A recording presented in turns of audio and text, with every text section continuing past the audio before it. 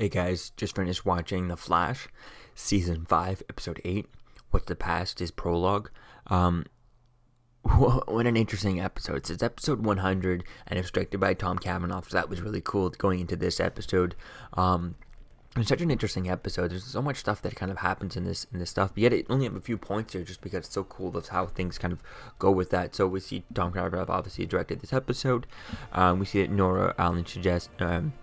Nora West Allen suggests that they go back in the past and collect kind of to collect things from the past to stop the kid, using parts of Savitar's suit and stuff and things from Eobard Thawne type thing, and that was really cool seeing different versions of all that.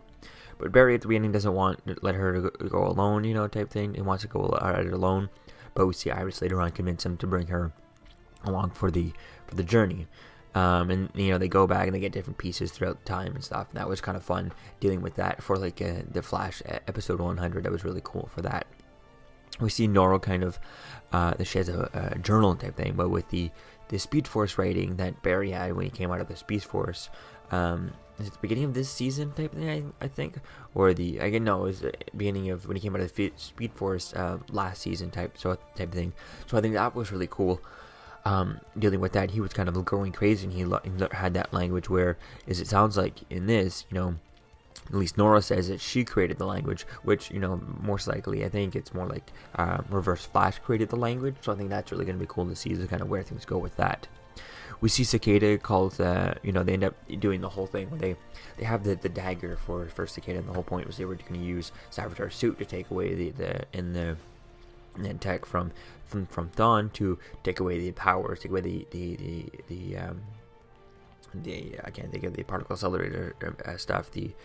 I can't think of the dark matter from the dagger, so that they could, he doesn't have his powers. They do that, and then Barry, and then Cisco breaches it to space and stuff, and he's able to call it back.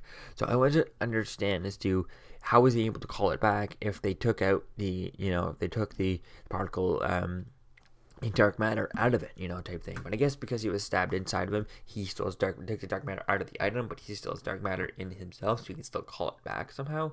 I don't know. I would like to kind of go into that and see as to how was he able to do that.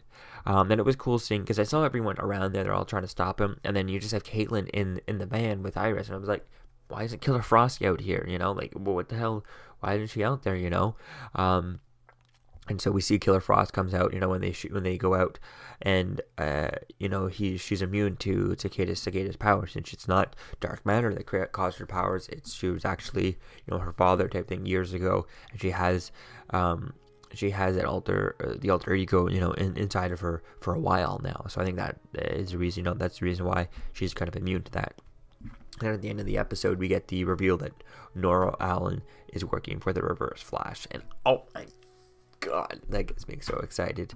And then after that, we also get the little ending with John with the ship as his version of the Flash from his 90s show, which is really cool. I definitely can't wait for the crossover.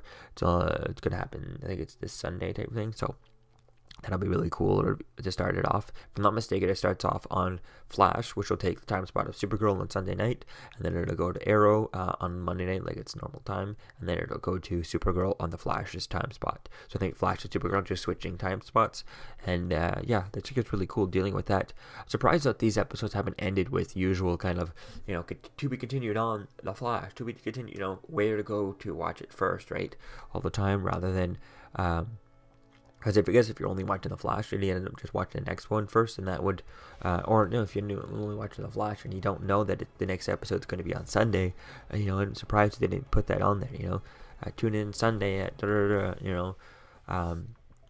just because if you're, only watching it on, online or whatever. I guess if you're watching it online, you'll probably just see the next episode is the part one of the crossover, but we'll have to wait and see as to where things go with that. But that looks super fun. I can't wait to see is how things happened with all this time travel in this episode, and then how things are going to, how the crossover is going to affect everything, since it's a mid-season final. Usually the crossover is not a mid-season final, like it would be episode 8, and then we have one more episode before the mid-season, and then, we end this episode. But I think with them having the episodes being the mid-season final, the crossover is the cliffhanger. The crossover will be the cliffhanger going into, we're going to get this. There's going to be big cliffhangers in after this crossover that'll affect things going on, because I don't think they would not put these as the mid-season final for the season, so I think that's really going to be fun to see, is to kind of how things go with that. What is going to be the big cliffhanger? How is the crossover going to mess with time type thing? I think that'll be quite fun to see as to where things go. Hopefully we get to see Nora involved with the crossover. I think it'd be really cool with that, especially with her in this episode dealing with she goes back into this episode to see Henry and Nora Allen type thing. So I think now that she knows obviously what they look like, then she'll be able to see John with his ship as Barry Allen, and that'll be cool to see as to where things kind of go with all that, and how things are going to be kind of mess with time and stuff. That'll be quite interesting to see as to where things kind of continue on from there. So let me know what you think, guys, about this episode in the comments below. What are you looking forward to in the next episode? Obviously it's going to be the crossover, so who knows what's going to happen there. And I'll see you guys in the next video. Peace out. I'm Captain America, here to talk to you about one of the most valuable traits a soldier or student can have. Subscribing. Sometimes subscribing is the key to victory. Sometimes it leads to very little, and it seems like it's not worth it. And you wonder why you waited so long for something so disappointing. How many more of these? You're still here. Don't forget to like, comment, and subscribe, guys. Peace. It's over.